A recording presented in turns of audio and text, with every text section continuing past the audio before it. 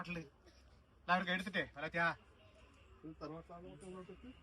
എന്റെ കാവുംപാതരാധാരമായിട്ട് അല്പം കളങ്കങ്ങളൊക്കെയും വന്ന് സംഭവിച്ചിട്ടുണ്ടല്ലോ ഇല്ലേ വലത്യാ ഇല്ലേ? നിങ്ങൾക്ക് ബോധ്യമുണ്ടോ അത്?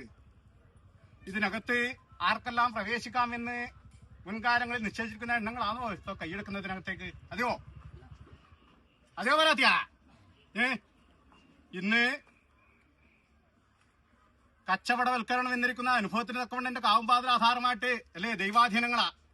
അത് പ്രകാരം പ്രവർത്തിക്കാൻ അനേക അവസരങ്ങൾ ഇതിനകത്ത് കൈയെടുക്കുന്നുണ്ട്.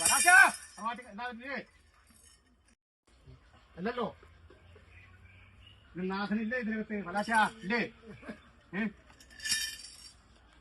എന്താണ് ഉത്തരവില്ലേ? നമ്മൾ പറഞ്ഞ അനുസരിക്കൂല. ഇതിനകത്ത് അത് ലിഖിതം ചെയ്ത് വെച്ചൂടെ? എന്റെ വഴിയിൽ തന്നെ വെച്ചൂടെ ഇത്? അത് പ്രകാരം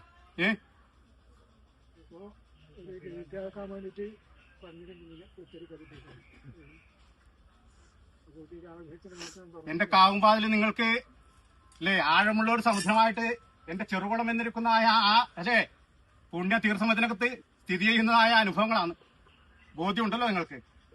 തോന്നിയ പോലെ കൈയെടുക്കേണ്ടതായ എണ്ണങ്ങളാണോ അതിനകത്തേക്ക്? അതെയോ?